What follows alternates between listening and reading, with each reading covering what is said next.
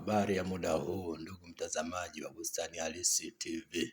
Kipekee nipende kuwashukuru mashabiki wangu wote ambao wamekuwa nami bega kwa bega kufuatilia kila content ambayo naiweka katika chaneli hii ya Bustani Halisi TV.